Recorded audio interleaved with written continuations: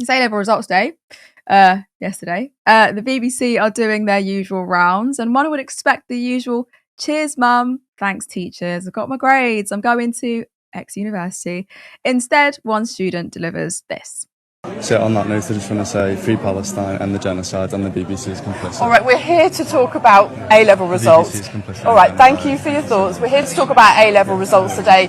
Gaza, a whole different subject. Just tell us. This wasn't a one-off. The national flagged a similar Radio 2 moment the same day.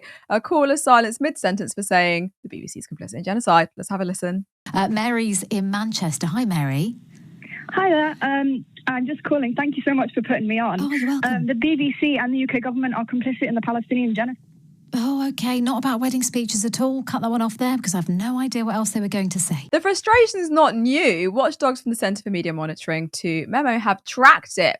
Palestinians die in BBC headlines. I'm just going to summarise this for you. But they essentially say that Palestinians, quote unquote, die in BBC headlines, whereas Israelis get, quote unquote, killed or, quote unquote, murdered.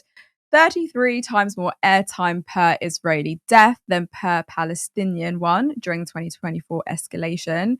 Context stripped, siege, occupation, decades of dispossession vanish into the ether through the sheer delegitimization of casualty numbers on the Palestinian side.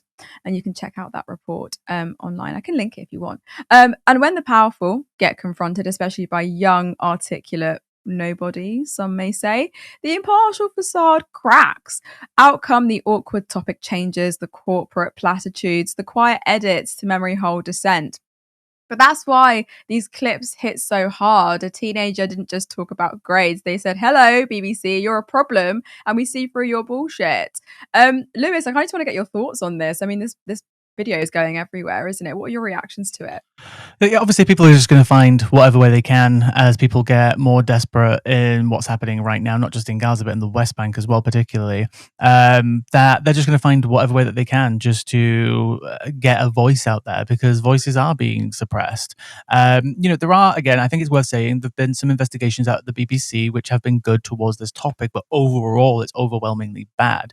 And that's obviously to do with like separation of powers within the BBC, right? In terms of, who's in charge of putting a Louis Theroux documentary out, which was obviously allowed to go through, and it went through, and it was very revealing and very educating, versus like the other issues with documentaries. Now, obviously, you have to separate out like BBC and BBC News, but even then it's sectioned, right? You might have one editor in part of the BBC who's really good on this and like wants to spend more time on this, and then you have another who's more biased. Obviously, we know the implications and accusations that have been made about like one of the editors. I can't remember his name. Owen Jones did a whole thing on it about how he's basically like super pro-Israel, and he's been accused of specifically editorializing lots of stuff in the BBC in terms of publications. We have obviously the issues with, I'm really bad at recalling names today, but the guy who's on the board, if anyone wants to shout it out in the comments, who is basically the owner of the Jewish Chronicle, I think it is, or is it Jewish News? I can't remember which one it is. And he's literally got links to the Netanyahu government, and he's in charge of like some form of like editorial standards as well as part of his board member role.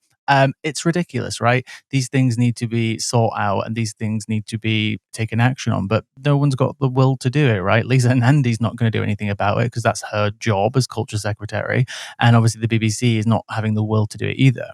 But obviously the issue that we have, because while you were talking, I thought I'd just check the BBC website, right?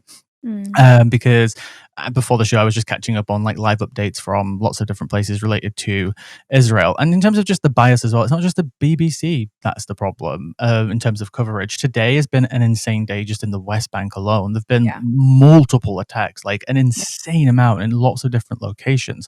France has condemned them for destroying a school that they helped fund. There's been so many insane attacks today in the West Bank because they feel emboldened now as well, because their government's not backing down from any threats. They're saying they're going to annex the West Bank, right? And the BBC hasn't covered that today. Neither is really anybody else. If the opposite was happening, right, and there was multiple incursions into Israel, can you imagine the breaking news cycle that would be happening right now if there was multiple incursions into Israel and people were going in and destroying schools and killing people? It would be headline news everywhere, but it's become acceptable not to report on the same things that are essentially happening every single day in the West Bank, because I'm guessing, what is it, boring? They obviously have the bias towards it as well, because from a media perspective, you would essentially be telling the same story almost every day because the same things are happening every day. But the scale of attacks just in the West Bank alone are rising up, and obviously you've got the same stories coming out of Gaza every single day too, and all of the media is complicit. We can talk about who's complicit the most and who's the worst for it, because it's also, just to add this in, it's funny because the BBC get attacked by the right as well on this topic. There was a recent push for the BBC to correctly translate a Arabic word that's like part of the Palestinian dialect, which directly translates the word Jew and Jews, but it's the word that they also use to refer to Israelis. And like linguistically, it makes sense from a translating perspective to translate it to the word Israelis, but the Israel lobby was trying to push the BBC to change it to the word Jews. So every time they were quoting Palestinians talking about the Israelis, they would be translated into using the word Jews. So it makes them obviously sound like they're, talking about Jews this and Jews that and Jews. But the BBC refused.